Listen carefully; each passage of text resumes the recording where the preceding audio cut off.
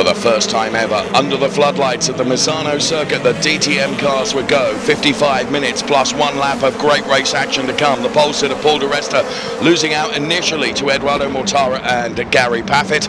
However, Paul di Resta brave around the outside, which gave him the inside for the next turn. Maintained his pole position into P1, Gary Paffett into P2, then it was Edoardo Mortara. So the cars making their way through the first sequence of turns, and the drama and action that would unfold throughout the course of the race had only just begun. Big lock-up here from Gary Paffett, and this was a pivotal point in the race. And the following touch between Philippe Eng and Edoardo Mortara meant that they both clattered into the Gary Paffett car, which broke steering and suspension and meant that Paffett would be out of the race. So here we can see once again in replay, first the contact from Edoardo Mortara, then Edoardo Mortara makes contact with the BMW, and unfortunately the points leader was out of the race. So safety car was out, and then at the side-by-side restart, it was a good restart from Augusto Farfus, side-by-side for the Indy-style restart with DTM, which always drives the drama and the action, and Paul di Resta trying to get ahead of the cars that were P1 and P2. That, of course, pre-pit stop. Paul di Resta had already made his mandatory pit stop.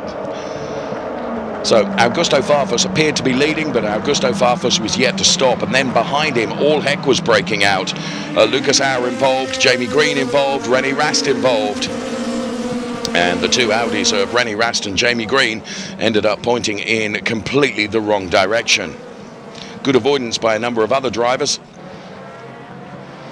And this touch on Lucas Auer from Joel Eriksson would earn Joel Eriksson a drive-through penalty, and would earn Lucas Auer, regrettably, a retirement from the race. So, safety car out again, which means another Indy-style restart.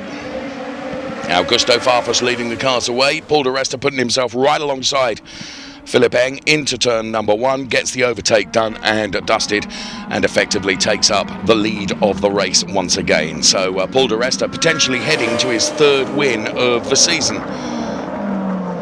But the pace advantage that Philippe Eng had, particularly when Paul di Resta ran wide, allowed Philippe Eng to go through to take up the lead.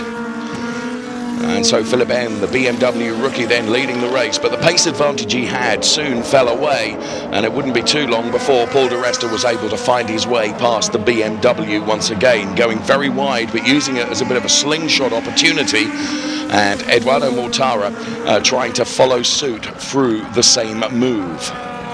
So Philippe Eng losing out 2 places in but a few hundred meters of tarmac. Edo Mortara almost converting that P2 position into the race lead, but Paul di Resta was able to make the car wide and prevent Edoardo Mortara from coming through.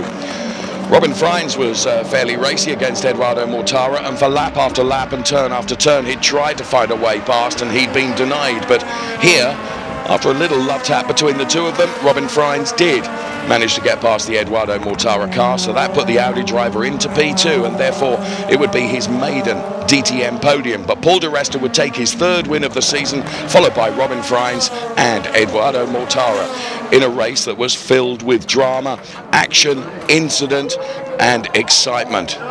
It was something of a classic, really, in terms of DTM, and the success for Robin Freins was celebrated.